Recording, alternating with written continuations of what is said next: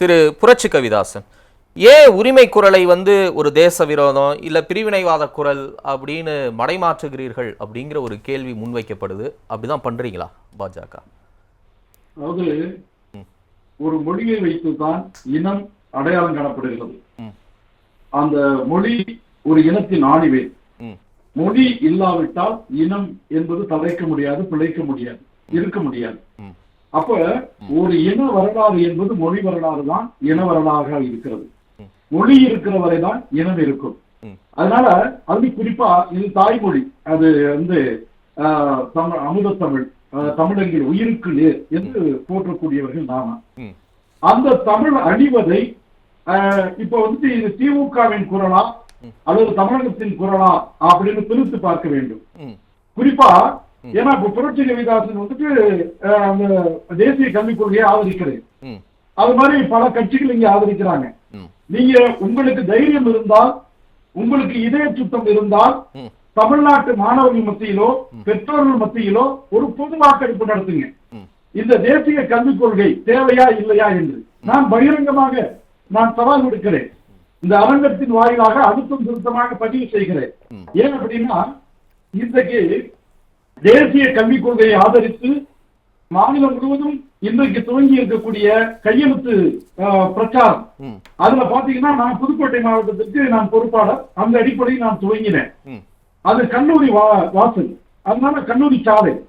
கல்லூரிக்கு போகிற அனைத்து மாணவ மாணவிகளும் தங்களுடைய புத்தக பையோடு கையெழுத்து போட்டாங்க. அதை பத்திரிகையாளர்கள், ஊடகவியலாளர்கள் எல்லாமே கவனிச்சாங்க, எல்லாருக்கும் தெரியும். அதனால மாணவர்கள், நானே கேட்கிறேன், இருக்கிறவங்களுக்கு ஒரு நீதி, இல்லாதவர்களுக்கு ஒரு நீதியா? எல்லா அரசியல்வாதி வீட்டு பிள்ளைகளும் அதிகாரி வீட்டு பிள்ளைகளும் தனியார் பள்ளியில உலகத்தரமான கல்வியை, குறிப்பாக பழமொழி கல்வியை பயிலும் பொழுது இலவசமாக எங்களுடைய ஏழை குழந்தைகளுக்கு, இல்லாத வீட்டு குழந்தைகளுக்கு கிடைப்பதை தடுப்பதற்கான உரிமை உங்களுக்கு யார் கொடுத்தது? அந்த மூணாவது மொழி எது? அது தேர்ந்தெடுக்கிற எல்லா பிள்ளைகளுக்கும் அவங்கவுங்க விருப்பப்பட்ட மொழியை கற்பிக்கக்கூடிய வசதிகள் இங்க இருக்கா? இந்த மாதிரி ஏகப்பட்ட கேள்விகள் இருக்கு அந்த மூணாவது மொழி சார்ந்து. அது தொடர்பா எந்த ஒரு விளக்கமும் கொடுக்காம மூணாவது மொழி படிக்கணும், ஏழை எளிய வீட்டை படிக்க விடாம தடுத்துக்கிட்டு இருக்கிறாங்கன்னா ஒரு வெற்றிடமாவே இருக்கே அந்த விடை சொல்லக்கூடிய இடங்கிறது. அதாவது நடைமுறை சிக்கல் இருக்கிறது என்று சொன்னால் அதை பேசி தீர்த்துக்குவோம். எங்கெல்லாம் பிரச்சனை இருக்குன்னு சொல்லுங்க, நானும் சேர்ந்து சரி பண்ணுவோம். நீங்கள் நானும் சேர்ந்து சரி பண்ணுவோம். ஆனா சித்தாந்தத்துல எங்களுக்கு அடிப்படையில மூணாவது மொழி ஏழை மாணவர்களுக்கு, கிராமப்புற மாணவர்களுக்கு கிடைக்கக்கூடாது, அரசு பள்ளி மாணவர்களுக்கு கிடைக்கக்கூடாது அப்படின்னு சொல்லுவது உங்க சித்தாந்தமாக இருந்தா அதுக்கு நான் என்ன பண்ண முடியும்? எங்க வாதத்திற்கு மருந்து உண்டு, பிடிவாதத்திற்கு மருந்தே கிடையாது. தமிழ்நாட்டுல மதரசாக்கள்ல அரபி சொல்லி கொடுக்குறாங்க, உருது சொல்லி கொடுக்குறாங்க. அப்ப தமிழ் அழியவில்லை. எல்லா மெட்ரிகுலேஷன் ஸ்கூல்லையும் எல்லா சிபிஎஸ்இ ஸ்கூல்லையும் விருப்ப மொழியா இந்திய மொழியையோ அல்லது வேற ஒரு மொழியையோ கற்றுக் கொடுக்கிறார்கள். அன்பில் மகேஷ் பொய்யாமொழி மாண்புமிகு கல்வி அமைச்சருடைய மகன் பிரெஞ்சு படிக்கிறாரு. அது மாதிரி சன்ஷைன் ஸ்கூல்ல நம்ம முத்தமிழறிஞர் முத்துவேல் கருணாநிதி ஸ்டாலின் ஒரு ஜீனாலஜி ட்ரீ போட்டாங்க பாருங்க. அந்த ஜீனாலஜி ட்ரீல வந்திருக்கிற இன்றைய முதல்வருடைய மகன் செந்தாமரை அவர்களுடைய நடத்தக்கூடிய சன்ஷைன் ஸ்கூல் சிபிஎஸ்இ போர்டு. அங்கே கற்றுக் கொடுக்குறாங்க. நான் என்ன கேட்கிறேன்னா, இல்ல புரட்சி கவிதாசன், இதேதான் நம்ம விவாதிச்சிருக்கோம், பல முறை விவாதிச்சிருக்கோம். நான் என்ன சொல்றேன், இந்த மூணாவது மொழியை தெரிஞ்சுக்காம தமிழ்நாடு இழந்தது என்ன அப்படின்னு இதே 2 வாரத்துக்கு முன்னாடி உங்ககிட்ட நான் கேள்வி கேட்டேன். நீங்க ஒரு சரியான தெளிவான பதில் கொடுத்தீங்களான்னு உங்களுக்கே நான் விட்டுறேன். சொல்லுங்களேன். இப்ப சரியான பதில் சொல்லிடுறேன், சொல்லுங்க. அதாவது தமிழ்நாடு இழந்தது என்ன அப்படின்னா, முதல்ல அடிப்படையில ஒரு மொழியை கற்றுக்கொள்வதுனா அவன் ஐஏஎஸ் ஆயிடுவான், ஐபிஎஸ் ஆயிடுவான், கோடீஸ்வரன் ஆயிடுவான், அவன் வாழ்க்கையில மாயாஜாலங்கள் நடந்துடும், அவன் வெற்றி பெற்றுவான், பாலாரும் தேனாரும் பாயும் அப்படி எந்த பைத்தியக்காரத்தனத்தையும் நாங்க பரப்பலைங்க. மொழி என்பது ஒரு அறிவு. அது மூளையுடைய வளர்ச்சியை அந்த பருவத்துல, அந்த விடலை பருவத்துல நீங்க கொடுக்கும் பொழுது விசாலமாகும். அதனாலதான் பாரதி ஏன் படிச்சான், எதுக்கு படிச்சான்? அவன் தமிழ்ல பெரிய புலவன். இந்த நூற்றாண்டுடைய உப்பார மிக்காரம் இல்லாத அற்புதமான கவிஞர் பாரதி. அவனுக்கு ஏன் படிச்சான்? பைத்தியமா? தயவு செய்து இல்ல இங்க மொழி கத்துக்கிற கூடுதலா கத்துக்கிற யாரையும் பைத்தியம்லாம் சொல்லல, அந்த வார்த்தையை தவிர்த்துருங்க. நான் என்ன சொல்ல வர்றேன், நீங்க ஏன் திணிக்கிறீங்க? வேணும்னா யாராவது போய் படிச்சுக்க போறாங்க, எனக்கு தேவைன்னா நான் போய் படிச்சுக்க போறேன், அவ்வளவுதானே இங்க இருக்கக்கூடிய சிம்பிள் விஷயம். அதை போட்டு திணிச்சுக்கிட்டே இருந்தா எப்படி இங்க கேட்க தானே செய்வாங்க அவங்க. நீங்க முதல்ல அந்த வார்த்தை திணிப்புங்கிற வார்த்தையை நீங்க தவிர்த்துருங்க. வேற உங்களுக்கு வாய்ப்புங்கிற வார்த்தையை வைங்க.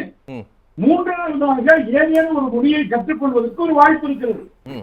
ஏற்கனவே இந்திய மொழிகள் கற்றுக்கொள்ளாத மொழி எந்த மொழியை அதிகபட்சமாக கற்றுக்காங்க சொல்லுங்க. சமூகம் அதனால அந்த தியாகியோட பேரை கூட அவங்க சொல்லல. ஆனா புரிஞ்சுக்க வித்தியாசம் இல்ல இல்ல இப்ப நீ மற்ற மாநிலங்கள்ல ஐயா நீங்க பேசும்போது நான்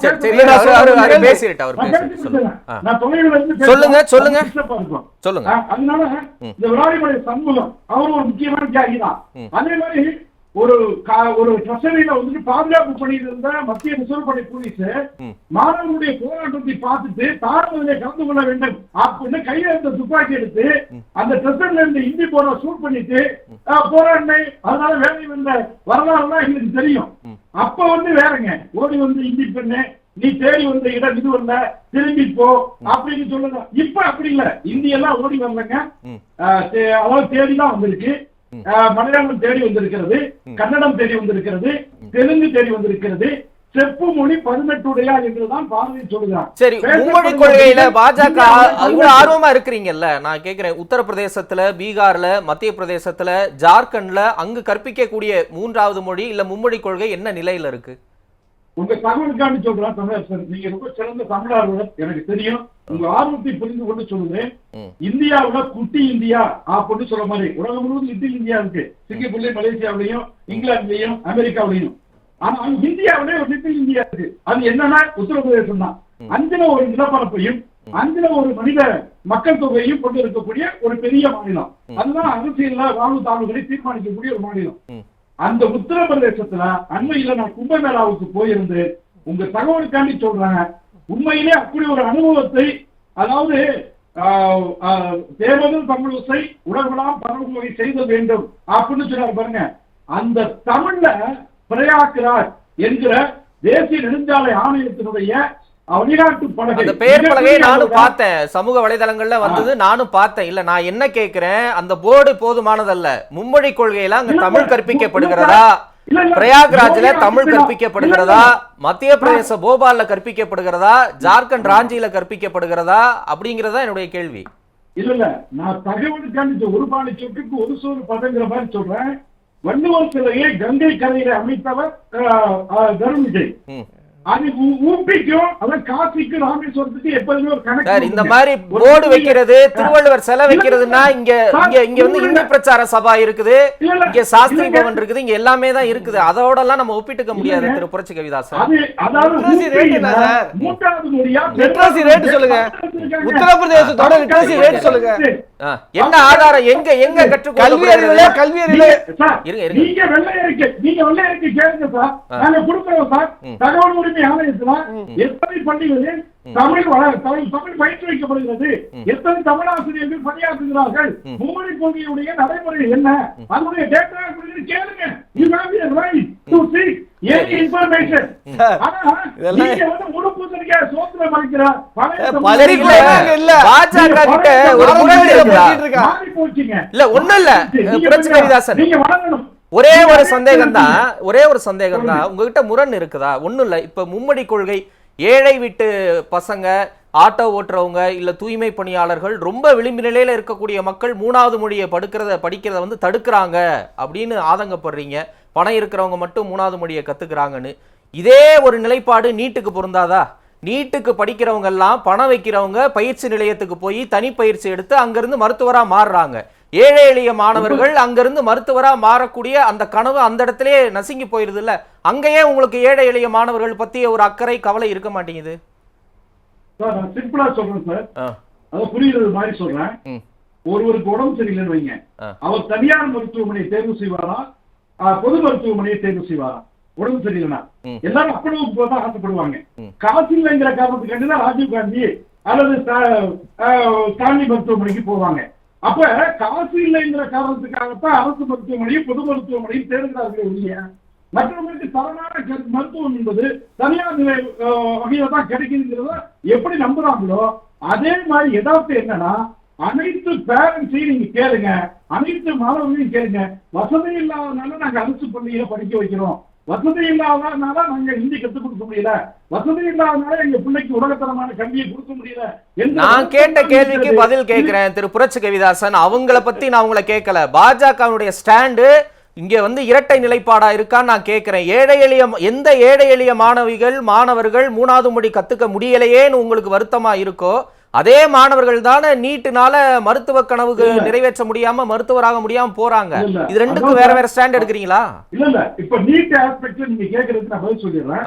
அதாவது நீட்ல ஏற்கனவே கோடிக்கணக்கில் மேனேஜ்மெண்ட்ல விற்பனை செய்து கொண்டிருந்தாங்க. இப்ப அப்படி இல்ல, கவர்மெண்ட் ஃபிக்ஸ் பண்ண ரேட் கவுன்சிலிங்னு ஒன்னு இருக்கு தெரியுமா தெரியாதா? கிடையாது சார். கவுன்சிலிங்னு ஒன்னு இருக்கு தெரியுமா தெரியாதா? கட் ஆஃப் அடிப்படையில மெடிக்கல் படிக்கலாம் இல்ல. நீங்க நீட் பாஸே வேணாம் புரட்சி கவிதாசன். நீட் பாஸ் கூட நீங்க நீட் எக்ஸாம்க்கே போகாதீங்க. நீட் எக்ஸாம்க்கு வெளியே வாங்க. இல்ல புரட்சி கவிதாசன், நீட்டுக்கே போக வேணாங்க. நீட் கோச்சிங் சென்டருக்கு நான் கேக்குறேன். ஒரே நிமிஷம் புரட்சி கவிதாசன், நான் நீட் கோச்சிங் சென்டர் கேக்குறேங்க. நான் திருச்சூர் சென்றிருக்கிறேன். அந்த மாதிரி எங்கெங்கெல்லாம் நீட் கோச்சிங் பெஸ்டா இருக்கோ எல்லாத்தையும் ஒரு பேரண்டா போய் நின்னு பார்த்து ஆய்வு செய்து அதுல படிக்க வச்சு அப்ப காசு இருக்கிறவங்க அப்ப நீங்களே ஒத்துக்கிறீங்க. கோடிக்கணக்கில் செலவு செய்யாம என் புள்ள மெட்ரிகுலேஷன் ஸ்கூல்ல படிச்சது, சிபிஎஸ்இல படிக்கல. அப்ப பிரைவேட் ஸ்கூல் தான், பெரிய ஸ்கூல் தான், புதுக்கோட்டை நம்பர் 1 ஸ்கூலு. ஆனால் அங்க சிபிஎஸ்இ போர்டு இல்ல, அதனால என்ன என்சிஆர்டி சிலபஸ் கிடையாது. புரட்சி கவிதாசன், நான் என்ன கேக்குறேன் நீங்க என்ன சொல்றீங்க? நான் என்ன கேக்குறேன் நீங்க என்ன சொல்றீங்க? மாறி இருக்கு சார். இன்னைக்கு சார் நீங்க நீட்டு வர்றதுக்கு முன்னாடி இருந்த சதவீதத்தை விட நீட்டு வந்ததுக்கு அப்புறம் 500க்கு மேற்பட்ட அரசு பள்ளி. சரி, எனக்கு நேரம் இல்ல. சிம்பிளா ஒரே ஒரு கேள்வி கேக்குறேன், அதுக்கு மட்டும் பதில் சொல்லுங்க. 7.5% இடஒதுக்கீடு எதுக்கு கொடுத்தாங்க? கிராமப்புற ஏழை எளிய மாணவர்களுக்கு முன்னுரிமை கொடுக்க வேண்டும் என்பதற்காக கொடுத்தாங்க. ஏன் கொடுத்தாங்க? Social justice. ஏன் கொடுத்தாங்க? ஏன் கொடுத்தாங்க? ஏன் கொடுத்தாங்க? அதாவது வசதி வாய்ப்பு உள்ள நகர பிள்ளைகளோடு வசதி வாய்ப்பு இல்லாத எளிய மாணவர்கள், கிராமப்புற மாணவர்கள் போட்டி போட முடியாது. ஒத்துக்கிறீங்களா? நீங்களே பதில சொல்லிட்டீங்க. நீட் ஏழை எளிய மாணவர்களுக்கு, அரசு பள்ளி மாணவர்களுக்கு மருத்துவ கனவை சிதைக்கிறது, அதனால 7.5% கொடுக்கிறோம். அந்த இடத்துல உங்களுக்கு ஏழை எளிய மாணவர்களை பத்தி கவலை இல்லையே. எனக்கு அதான வருத்தமா இருக்கு. இல்ல சார், ரிசர்வேஷன் அப்படிங்கிறது நிரந்தர தீர்வு அல்ல, ஒரு இடைக்கால தீர்வு. சரி புரட்சி கவிதாசன், நிறைவா உங்களுடைய கருத்து சுருக்கமா. அதாவது அடைந்தால் திராவிட நாடு, இல்லையே சுடுகாடு அப்படின்னு சொன்னது யார்? அண்ணா. ஆமா சார், கல்ச்சுரல் சோசியலிசம்னு நீங்க சொன்னீங்க. அது இப்ப உங்க கொள்கையா? அது உங்க கொள்கையா சார்? அது பிஜேபியினுடைய ஆரம்ப காலத்து டாக்குமெண்ட பாருங்க. சும்மா ஏதாவது தெரிஞ்ச முழக்கங்கள் எல்லாம் வந்து சொல்லக்கூடாது. உங்க கட்சியிலயும் அப்படிதான் சார். ஆரம்பத்துல சொன்னதை செய்யல சார். நீங்க செய்யல சார். அப்ப நீங்க அகண்ட பாரதம் சொன்னீங்கல்ல. புரட்சி கவிதாசன் சொல்லுங்க. தேசிய கொடியை கோவணத்துக்கு சொன்னது யாரு? கொடியை ஏத்துக்காத ஆள் சார் நீங்க. இப்ப என்ன தேசிய கொடியை ஏத்துக்காத ஆள் நீங்க, தேசிய கீதத்தை ஏத்துக்காத ஆள் நீங்க. யாருங்க இங்க தமிழ்நாட்டுல வந்து ஆமோதிக்கிறது நீங்க சொல்லக்கூடிய எதுக்கு அதை சொல்றீங்க? வேண்டாம், நான் நிறைவு கருத்து. வாஜ்பாய் ஆட்சிக்கு வந்து தேசிய கொடிக்கு திருத்தங்கள் கொண்டு வரும் வரை நீங்க கொடியேற்றாத ஆட்கள். சும்மா சொல்லாதீங்க. சரி, நிறைவா சொல்லுங்க. குறுக்க வந்தீங்களா? நீங்க குறுக்க தான் வந்தீங்க. சரி, நீங்க பேசுங்க சார். நீங்க பேசுங்க. நிறைவு கருத்தா சொல்லுங்க.